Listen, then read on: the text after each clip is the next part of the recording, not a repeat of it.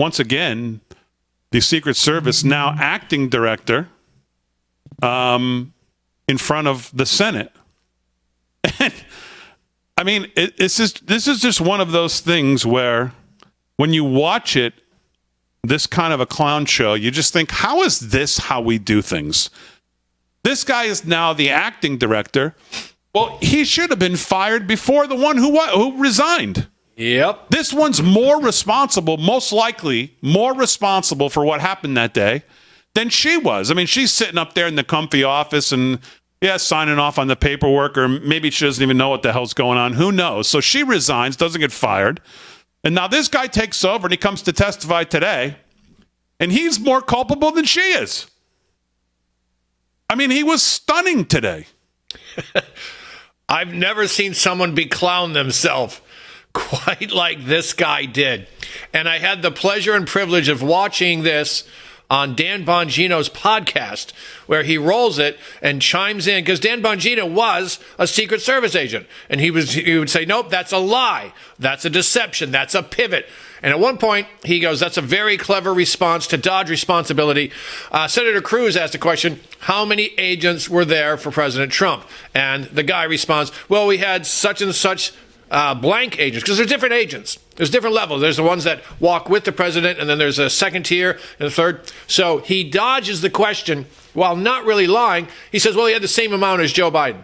But that's not true. He only had the same initial amount. It's the secondary and the third level where they think the ball was dropped. When it comes down to this cat, Ronald Roe Jr., he, as Damon said, he's more culpable than that Cheatle woman who resigned. This guy reeks of conspiracy, and I'm not like a chemtrails guy. Although I did agree that Biden would be gone. I was on chemtrails for that one. Come on, Kevin. But I'm telling you, I smell a stink badger in the perfume aisle again. I'm telling you, Damon, I don't like this guy.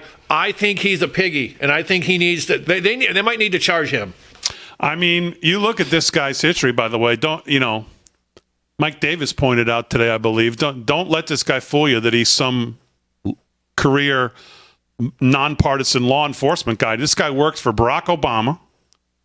This guy worked for Pat Leahy on the Senate Judiciary Chairman when he was the Senate Judiciary Chairman. Pat Leahy from Vermont, Democrat. So he was a Democrat staffer back then. So don't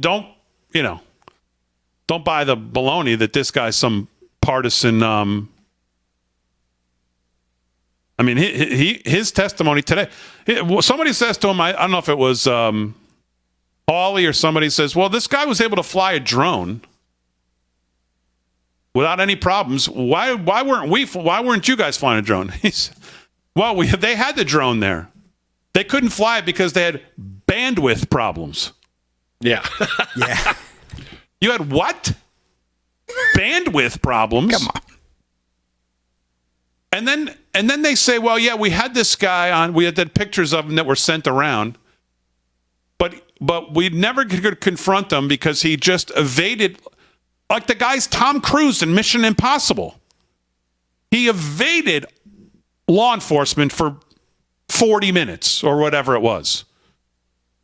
And I'm thinking to myself, so we're talking about an area that's, 3 football fields wide. I mean, how long from the whole entire area that encompasses this whole thing out there, how big could it be? You're telling me it's some 20-year-old kid who's on your radar, who's got a rangefinder, who's already kind of raised the suspicion of everybody, is just able, in wide open spaces, except for the 1-2 buildings, wide open spaces, he's able to evade law enforcement for 40, 45 minutes. Never came in contact. People taking videos of him, but never came in contact with any law enforcement after he was on their radar. Now, who does that, if that makes sense to you, please raise your hand. That a 20-year-old was able to evade law enforcement for 40, 45 minutes in a space that makes up, 4 or 5 football fields put next to each other. Maybe not even that big. How? Wide open, in open fields. How did he do that?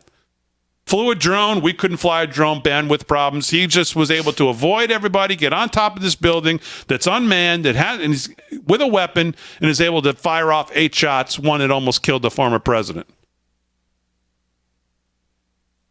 I'm looking for that day where I say, okay, now I can get off the crazy train, get out of crazy town, and get back to this is clearly what happened here. I have not found it yet.